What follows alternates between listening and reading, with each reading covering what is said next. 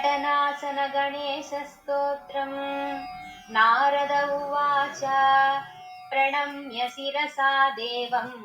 गौरीपुत्रं विनायकं भक्तावासं स्मरेन् नित्यम् आयुष्कामार्थसिद्धये। प्रथमं वक्रतुण्डं च एकदन्तं द्वितीयकं तृतीयं कृष्णपिङ्गाक्षं गजवक्त्रं चतुर्थकं लम्बोदरं पञ्चमं च षष्ठं विकटमेव च सप्तमं विघ्नराजं च धूम्रवर्णं तथाष्टकं नवमं बालचन्द्रं च दशमं तु विनायकम् एकादशं गणपतिं द्वादशं तु गजाननं द्वादशैतानि नामानि त्रिसन्ध्यं यः पठेन्नरः न च विघ्नभयं तस्य सर्वसिद्धिकरं परं। विद्यार्थी लभते विद्यां धनार्थी लभते धनं पुत्रार्थी लभते पुत्रान् मोक्षार्थी लभते गतिं। जपेत् गणपतिस्तोत्रं षड्भिर्मासैः फलं लभेत् संवत्सरेण सिद्धिं च लभते नात्र संशयः। अष्टभ्यो ब्राह्मणेभ्यश्च लिखित्वा यः समर्पयेत् तस्य विद्या भवेत् सर्वा गणेशस्य प्रसादतः। इति श्रीनारदपुराणे शङ्कटनाशनं नाम गणेशद्वादशनामस्तोत्रं सम्पूर्णम्। घटनासन गणेशस्तोत्रम्। नारद उवाच प्रणम्य शिरसा देवं गौरीपुत्रं विनायकं भक्तावासं स्मरेन् नित्यम् आयुष्कामार्थसिद्धये। प्रथमं वक्रतुण्डं च एकदन्तं द्वितीयकं तृतीयं कृष्णपिङ्गाक्षं गजवक्त्रं चतुर्थकं लम्बोदरं पञ्चमं च षष्ठं विकटमेव च सप्तमं विघ्नराजं च धूम्रवर्णं तथाष्टकं नवमं बालचन्द्रं च दशमं तु विनायकम् एकादशं गणपतिं द्वादशं तु गजाननं द्वादशैतानि नामानि त्रिसन्ध्यं यः पठेन्नरः न च विघ्नभयं तस्य सर्वसिद्धिकरं परं। विद्यार्थी लभते विद्यां धनार्थी लभते धनं पुत्रार्थी लभते पुत्रान् मोक्षार्थी लभते गतिं। जपेत् गणपतिस्तोत्रं षड्भिर्मासैः फलं लभेत् संवत्सरेण सिद्धिं च लभते नात्र संशयः। अष्टभ्यो ब्राह्मणेभ्यश्च लिखित्वा यः समर्पयेत् तस्य विद्या भवेत् सर्वा गणेशस्य प्रसादतः। इति श्रीनारदपुराणे शङ्कटनाशनं नाम गणेशद्वादशनामस्तोत्रं सम्पूर्णम्। घटनासन गणेशस्तोत्रम्। नारद उवाच प्रणम्य शिरसा देवं गौरीपुत्रं विनायकं भक्तावासं स्मरेन् नित्यम् आयुष्कामार्थसिद्धये। प्रथमं वक्रतुण्डं च एकदन्तं द्वितीयकं तृतीयं कृष्णपिङ्गाक्षं गजवक्त्रं चतुर्थकं लम्बोदरं पञ्चमं च षष्ठं विकटमेव च सप्तमं विघ्नराजं च धूम्रवर्णं तथाष्टकं नवमं बालचन्द्रं च दशमं तु विनायकम् एकादशं गणपतिं द्वादशं तु गजाननं द्वादशैतानि नामानि त्रिसन्ध्यं यः पठेन्नरः न च विघ्नभयं तस्य सर्वसिद्धिकरं परं। विद्यार्थी लभते विद्यां धनार्थी लभते धनं पुत्रार्थी लभते पुत्रान् मोक्षार्थी लभते गतिं। जपेत् गणपतिस्तोत्रं षड्भिर्मासैः फलं लभेत् संवत्सरेण सिद्धिं च लभते नात्र संशयः। अष्टभ्यो ब्राह्मणेभ्यश्च लिखित्वा यः समर्पयेत् तस्य विद्या भवेत् सर्वा गणेशस्य प्रसादतः। इति श्रीनारदपुराणे शङ्कटनाशनं नाम गणेशद्वादशनामस्तोत्रं सम्पूर्णम्। घटनासन गणेशस्तोत्रम्। नारद उवाच प्रणम्य शिरसा देवं गौरीपुत्रं विनायकं भक्तावासं स्मरेन् नित्यम् आयुष्कामार्थसिद्धये प्रथमं वक्रतुण्डं च एकदन्तं द्वितीयकं तृतीयं कृष्णपिङ्गाक्षं गजवक्त्रं चतुर्थकं लम्बोदरं पञ्चमं च षष्ठं विकटमेव च सप्तमं विघ्नराजं च धूम्रवर्णं तथाष्टकं नवमं बालचन्द्रं च दशमं तु विनायकम् एकादशं गणपतिं द्वादशं तु गजाननं द्वादशैतानि नामानि विसन्ध्यं यः पठेन्नरः न च विघ्नभयं तस्य सर्वसिद्धिकरं परं विद्यार्थी लभते विद्यां धनार्थी लभते धनं पुत्रार्थी लभते पुत्रान् मोक्षार्थी लभते गतिं जपेत् गणपतिस्तोत्रं षड्भिर्मासैः फलं लभेत् संवत्सरेण सिद्धिं च लभते नात्र संशयः अष्टभ्यो ब्राह्मणेभ्यश्च लिखित्वा यः समर्पयेत् तस्य विद्या भवेत् सर्वा गणेशस्य प्रसादतः इति श्रीनारदपुराणे शङ्कटनाशनं नाम गणेशद्वादशनामस्तोत्रं सम्पूर्णम्। शङ्कटनाशन गणेशस्तोत्रम्। नारद उवाच प्रणम्य शिरसा देवं गौरीपुत्रं विनायकं भक्तावासं स्मरेन् नित्यम् आयुष्कामार्थसिद्धये प्रथमं वक्रतुण्डं च एकदन्तं द्वितीयकं तृतीयं कृष्णपिङ्गाक्षं गजवक्त्रं चतुर्थकं लम्बोदरं पञ्चमं च षष्ठं विकटमेव च सप्तमं विघ्नराजं च धूम्रवर्णं तथाष्टकं नवमं बालचन्द्रं च दशमं तु विनायकम् एकादशं गणपतिं द्वादशं तु गजाननं द्वादशैतानि नामानि विसन्ध्यं यः पठेन्नरः न च विघ्नभयं तस्य सर्वसिद्धिकरं परं विद्यार्थी लभते विद्यां धनार्थी लभते धनं पुत्रार्थी लभते पुत्रान् मोक्षार्थी लभते गतिं जपेत् गणपतिस्तोत्रं षड्भिर्मासैः फलं लभेत् संवत्सरेण सिद्धिं च लभते नात्र संशयः अष्टभ्यो ब्राह्मणेभ्यश्च लिखित्वा यः समर्पयेत् तस्य विद्या भवेत् सर्वा गणेशस्य प्रसादतः इति श्रीनारदपुराणे शङ्कटनाशनं नाम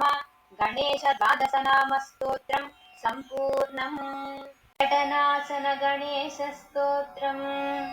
नारद उवाच प्रणम्य शिरसा देवं गौरीपुत्रं विनायकं भक्तावासं स्मरेन् नित्यम् आयुष्कामार्थसिद्धये प्रथमं वक्रतुण्डं च एकदन्तं द्वितीयकं तृतीयं कृष्णपिङ्गाक्षं गजवक्त्रं चतुर्थकं लम्बोदरं पञ्चमं च षष्ठं विकटमेव च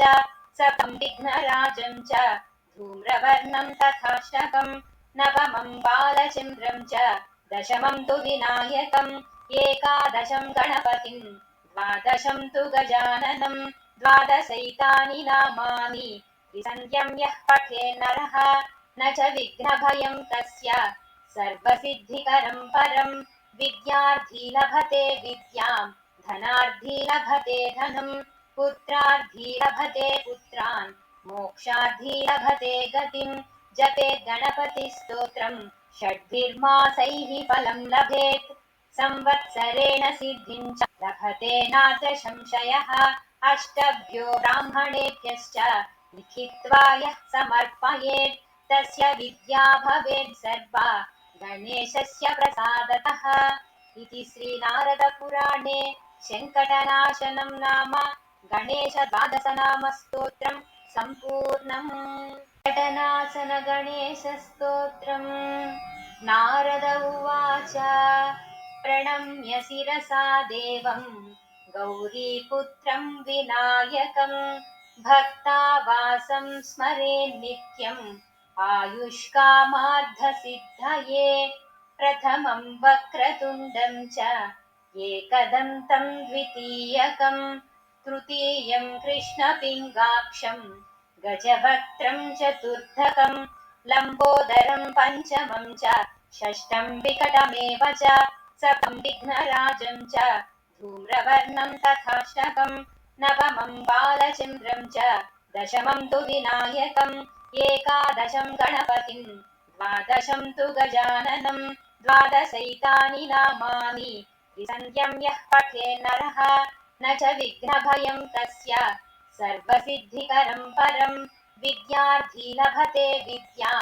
धनार्थी लभते धनं पुत्रार्थी लभते पुत्रान् मोक्षार्थी लभते गतिं जपेत् गणपतिस्तोत्रं षड्भिर्मासैः फलं लभेत् संवत्सरेण सिद्धिं च लभते नात्र संशयः अष्टभ्यो ब्राह्मणेभ्यश्च लिखित्वा यः समर्पयेत् तस्य विद्या भवेत् सर्वा गणेशस्य प्रसादतः इति श्रीनारदपुराणे शङ्कटनाशनं नाम गणेशद्वादशनामस्तोत्रं सम्पूर्णम्। शङ्कटनाशन गणेशस्तोत्रम्। नारद उवाच प्रणम्य शिरसा देवं गौरीपुत्रं विनायकं भक्तावासं स्मरेन् नित्यम् आयुष्कामार्थसिद्धये प्रथमं वक्रतुण्डं च एकदन्तं द्वितीयकं तृतीयं कृष्णपिङ्गाक्षं गजवक्त्रं चतुर्थकं लम्बोदरं पञ्चमं च षष्ठं विकटमेव च सप्तमं विघ्नराजं च धूम्रवर्णं तथाष्टकं नवमं बालचन्द्रं च दशमं तु विनायकम् एकादशं गणपतिं द्वादशं तु गजाननं द्वादशैतानि नामानि त्रिसन्ध्यं यः पठेन्नरः न च विघ्नभयं तस्य सर्वसिद्धिकरं परं विद्यार्थी लभते विद्यां धनार्थी लभते धनं पुत्रार्थी लभते पुत्रान् मोक्षार्थी लभते गतिं जपेत् गणपतिस्तोत्रं षड्भिर्मासैः फलं लभेत् संवत्सरेण सिद्धिं च लभते नात्र संशयः अष्टभ्यो ब्राह्मणेभ्यश्च लिखित्वा यः समर्पयेत् तस्य विद्या भवेत् सर्वा गणेशस्य प्रसादतः इति श्रीनारदपुराणे शङ्कटनाशनं नाम गणेशद्वादशनामस्तोत्रं सम्पूर्णम्। शङ्कटनाशन गणेशस्तोत्रम्। नारद उवाच प्रणम्य शिरसा देवं गौरीपुत्रं विनायकं भक्तावासं स्मरेन् नित्यम् आयुष्कामार्थसिद्धये प्रथमं वक्रतुण्डं च एकदन्तं द्वितीयकं तृतीयं कृष्णपिङ्गाक्षं गजवक्त्रं चतुर्थकं लम्बोदरं पञ्चमं च षष्ठं विकटमेव च सप्तमं विघ्नराजं च धूम्रवर्णं तथाष्टकं नवमं बालचन्द्रं च दशमं तु विनायकम् एकादशं गणपतिं द्वादशं तु गजाननं द्वादशैतानि नामानि त्रिसन्ध्यं यः पठेन्नरः न च विघ्नभयं तस्य सर्वसिद्धिकरं परं विद्यार्थी लभते विद्यां धनार्थी लभते धनं पुत्रार्थी लभते पुत्रान् मोक्षार्थी लभते गतिं जपेत् गणपतिस्तोत्रं षड्भिर्मासैः फलं लभेत् संवत्सरेण सिद्धिं च लभते नात्र संशयः अष्टभ्यो ब्राह्मणेभ्यश्च लिखित्वा यः समर्पयेत् तस्य विद्या भवेत् सर्वा गणेशस्य प्रसादतः इति श्रीनारदपुराणे शङ्कटनाशनं नाम गणेशद्वादशनामस्तोत्रं सम्पूर्णम्। शङ्कटनाशन गणेशस्तोत्रम्। नारद उवाच प्रणम्य शिरसा देवं गौरीपुत्रं विनायकं भक्तावासं स्मरेन् नित्यम् आयुष्कामार्थसिद्धये प्रथमं वक्रतुण्डं च एकदन्तं द्वितीयकं तृतीयं कृष्णपिङ्गाक्षं गजवक्त्रं चतुर्थकं लम्बोदरं पञ्चमं च षष्ठं विकटमेव च सप्तमं विघ्नराजं च धूम्रवर्णं तथाष्टकं नवमं बालचन्द्रं च दशमं तु विनायकम् एकादशं गणपतिं द्वादशं तु गजाननं द्वादशैतानि नामानि विसन्ध्यं यः पठेन्नरः न च विघ्नभयं तस्य सर्वसिद्धिकरं परं विद्यार्थी लभते विद्यां धनार्थी लभते धनं पुत्रार्थी लभते पुत्रान् मोक्षार्थी लभते गतिं जपेत् गणपतिस्तोत्रं षड्भिर्मासैः फलं लभेत् संवत्सरेण सिद्धिं च लभते नात्र संशयः अष्टभ्यो ब्राह्मणेभ्यश्च लिखित्वा यः समर्पयेत् तस्य विद्या भवेत् सर्वा गणेशस्य प्रसादतः इति श्रीनारदपुराणे शङ्कटनाशनं नाम गणेशद्वादशनामस्तोत्रं सम्पूर्णम्।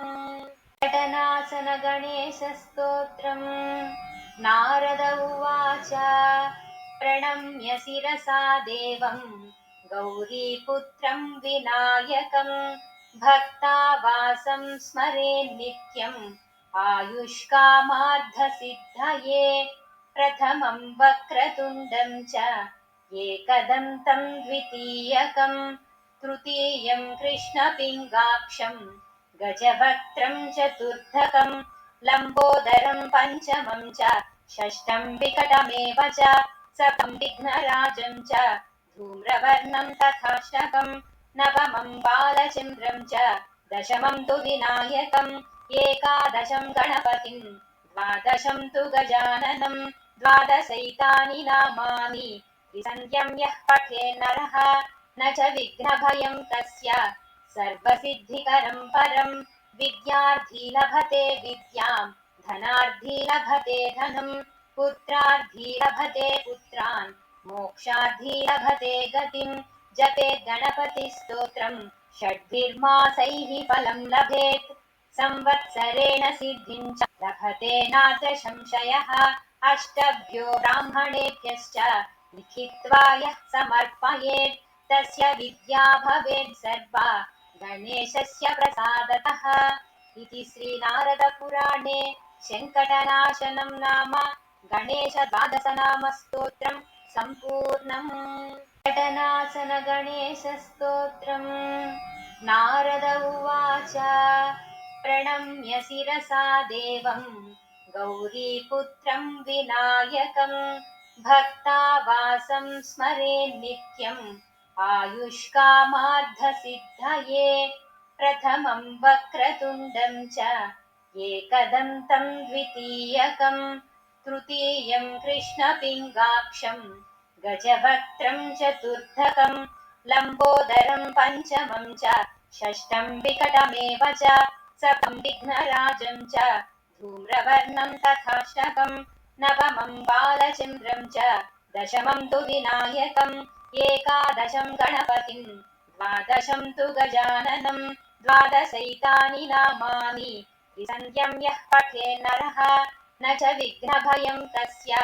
सर्वसिद्धिकरं परं विद्यार्थी लभते विद्यां धनार्थी लभते धनं पुत्रार्थी लभते पुत्रान् मोक्षार्थी लभते गतिं जपेत् गणपतिस्तोत्रं षड्भिर्मासैः फलं लभेत् संवत्सरेण सिद्धिं च लभते नात्र संशयः अष्टभ्यो ब्राह्मणेभ्यश्च लिखित्वा यः समर्पयेत् तस्य विद्या भवेत् सर्वा गणेशस्य प्रसादतः इति श्रीनारदपुराणे शङ्कटनाशनं नाम गणेशद्वादशनामस्तोत्रं सम्पूर्णम्। शङ्कटनाशन गणेशस्तोत्रम्। नारद उवाच प्रणम्य शिरसा देवं गौरीपुत्रं विनायकं भक्तावासं स्मरेन् नित्यम्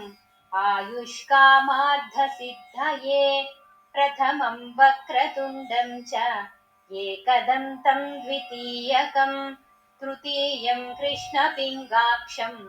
गजवक्त्रं चतुर्थकं लम्बोदरं पञ्चमं च षष्ठं विकटमेव च सप्तमं विघ्नराजं च धूम्रवर्णं तथाष्टकं नवमं बालचन्द्रं च दशमं तु विनायकम् एकादशं गणपतिं द्वादशं तु गजाननं द्वादशैतानि नामानि त्रिसन्ध्यं यः पठेन्नरः न च विघ्नभयं तस्य सर्वसिद्धिकरं परं विद्यार्थी लभते विद्यां धनार्थी लभते धनं पुत्रार्थी लभते पुत्रान् मोक्षार्थी लभते गतिं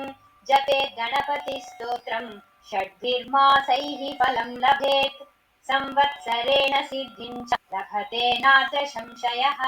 अष्टभ्यो ब्राह्मणेभ्यश्च लिखित्वा यः समर्पयेत् तस्य विद्या भवेत् सर्वा गणेशस्य प्रसादतः इति श्रीनारदपुराणे शङ्कटनाशनं नाम गणेशद्वादशनामस्तोत्रं सम्पूर्णम्। शङ्कटनाशन गणेशस्तोत्रम्। नारद उवाच प्रणम्य शिरसा देवं गौरीपुत्रं विनायकं भक्तावासं स्मरेन् नित्यम् आयुष्कामार्थसिद्धये प्रथमं वक्रतुण्डं च एकदन्तं द्वितीयकं तृतीयं कृष्णपिङ्गाक्षं गजवक्त्रं चतुर्थकं लम्बोदरं पञ्चमं च षष्ठं विकटमेव च सप्तमं विघ्नराजं च धूम्रवर्णं तथाष्टकं नवमं बालचन्द्रं च दशमं तु विनायकम् एकादशं गणपतिं द्वादशं तु गजाननं द्वादशैतानि नामानि त्रिसन्ध्यं यः पठेन्नरः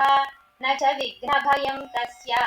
सर्वसिद्धिकरं परं विद्यार्थी लभते विद्यां धनार्थी लभते धनं पुत्रार्थी लभते पुत्रान् मोक्षार्थी लभते गतिं जपेत् गणपतिस्तोत्रं षड्भिर्मासैः फलं लभेत् संवत्सरेण सिद्धिं च लभते नात्र संशयः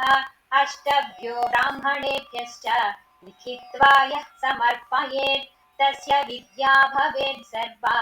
गणेशस्य प्रसादतः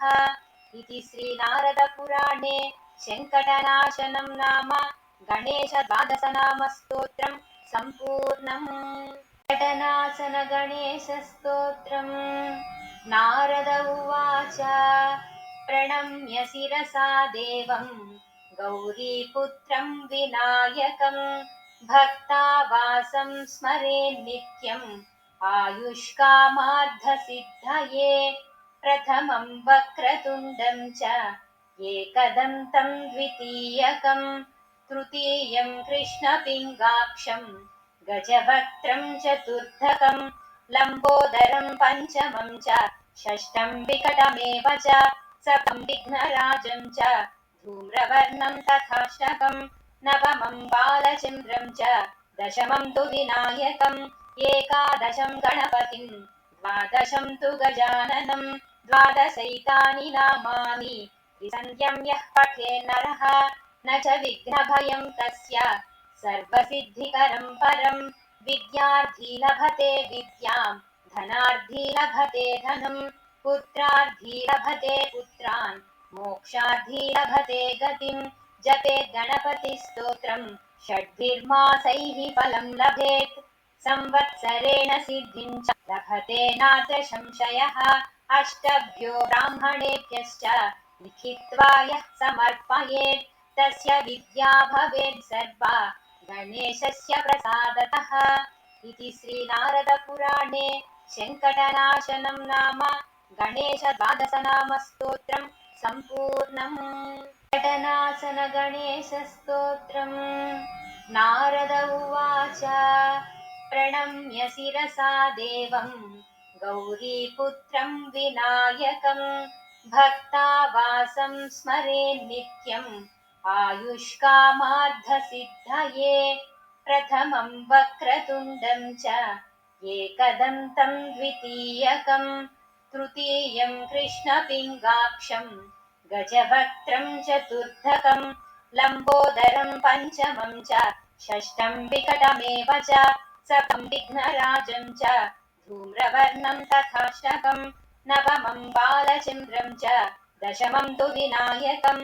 एकादशं गणपतिं द्वादशं तु गजाननं द्वादशैतानि नामानि त्रिसन्ध्यं यः पठेन्नरः न च विघ्नभयं तस्य सर्वसिद्धिकरं परं विद्यार्थी लभते विद्यां धनार्थी लभते धनं पुत्रार्थी लभते पुत्रान् मोक्षार्थी लभते गतिं जपेत् गणपतिस्तोत्रं षड्भिर्मासैः फलं लभेत् संवत्सरेण सिद्धिं च लभते नात्र संशयः अष्टभ्यो ब्राह्मणेभ्यश्च लिखित्वा यः समर्पयेत् तस्य विद्या भवेत् सर्वा गणेशस्य प्रसादतः इति श्रीनारदपुराणे शङ्कटनाशनं नाम गणेशद्वादशनामस्तोत्रं सम्पूर्णम्। शङ्कटनाशन गणेशस्तोत्रम्। नारद उवाच प्रणम्य शिरसा देवं गौरीपुत्रं विनायकं भक्तावासं स्मरेन् नित्यम्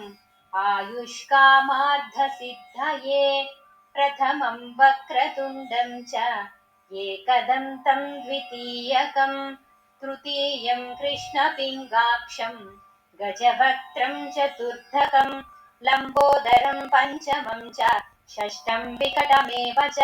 सप्तमं विघ्नराजं च धूम्रवर्णं तथाष्टकं नवमं बालचन्द्रं च दशमं तु विनायकम्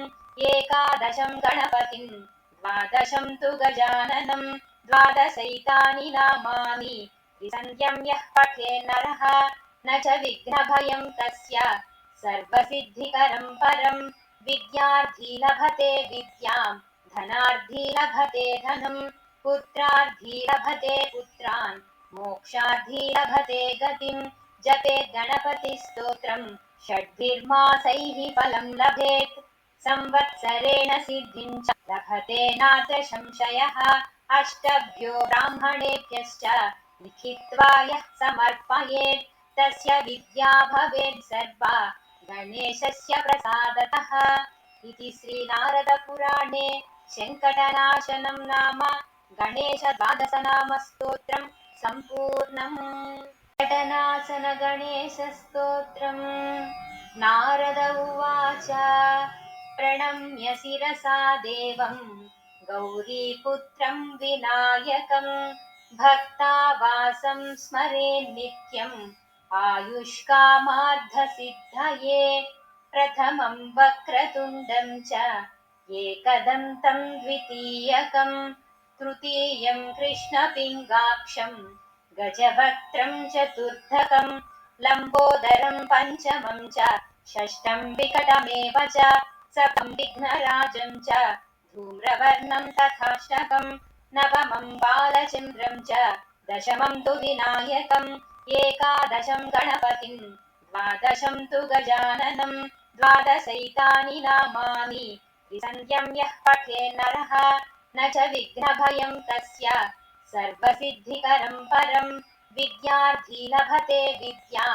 धनार्थी लभते धनं पुत्रार्थी लभते पुत्रान् मोक्षार्थी लभते गतिं जपेत् गणपतिस्तोत्रं षड्भिर्मासैः फलं लभेत् संवत्सरेण सिद्धिं च लभते नात्र संशयः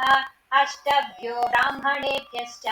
लिखित्वा यः समर्पयेत् तस्य विद्या भवेत् सर्वा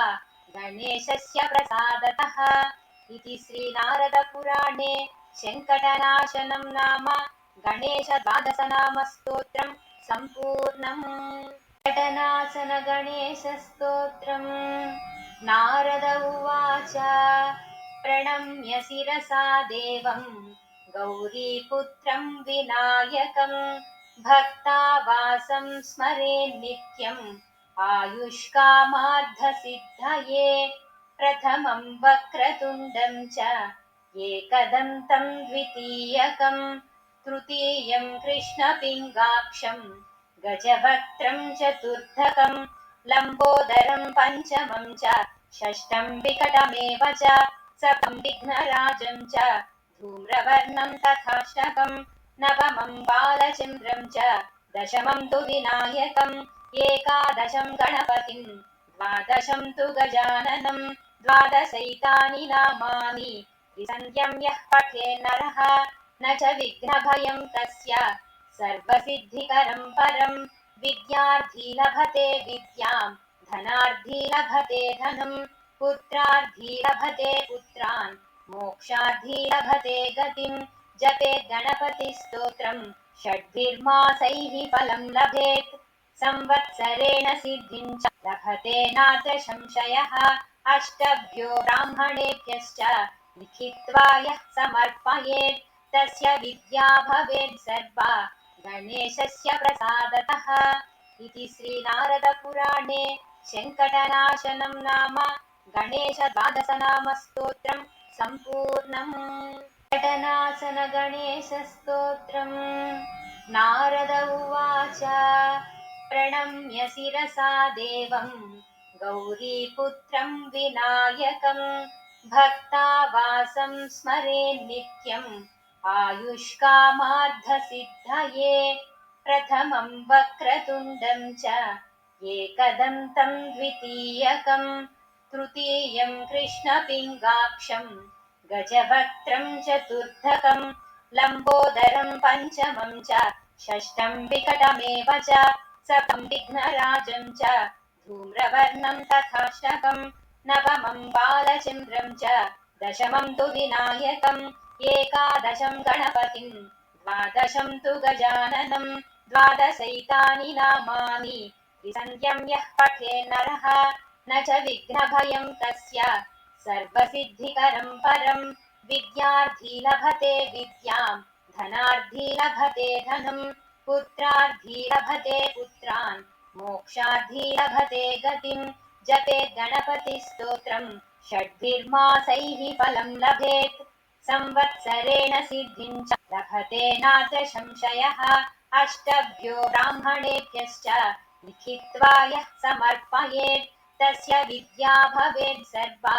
गणेशस्य प्रसादतः इति श्रीनारदपुराणे शङ्कटनाशनं नाम गणेशद्वादशनामस्तोत्रं सम्पूर्णम्। शङ्कटनाशन गणेशस्तोत्रम्। नारद उवाच प्रणम्य शिरसा देवं गौरीपुत्रं विनायकं भक्तावासं स्मरेन् नित्यम् आयुष्कामार्थसिद्धये प्रथमं वक्रतुण्डं च एकदन्तं द्वितीयकं तृतीयं कृष्णपिङ्गाक्षं गजवक्त्रं चतुर्थकं लम्बोदरं पञ्चमं च षष्ठं विकटमेव च सप्तमं विघ्नराजं च धूम्रवर्णं तथाष्टकं नवमं बालचन्द्रं च दशमं तु विनायकम् एकादशं गणपतिं द्वादशं तु गजाननं द्वादशैतानि नामानि त्रिसन्ध्यं यः पठेन्नरः न च विघ्नभयं तस्य सर्वसिद्धिकरं परं विद्यार्थी लभते विद्यां धनार्थी लभते धनं पुत्रार्थी लभते पुत्रान् मोक्षार्थी लभते गतिं जपेत् गणपतिस्तोत्रं षड्भिर्मासैः फलं लभेत् संवत्सरेण सिद्धिं च लभते नात्र संशयः अष्टभ्यो ब्राह्मणेभ्यश्च लिखित्वा यः समर्पयेत् तस्य विद्या भवेत् सर्वा गणेशस्य प्रसादतः इति श्रीनारदपुराणे शङ्कटनाशनं नाम गणेशद्वादशनामस्तोत्रं सम्पूर्णम्।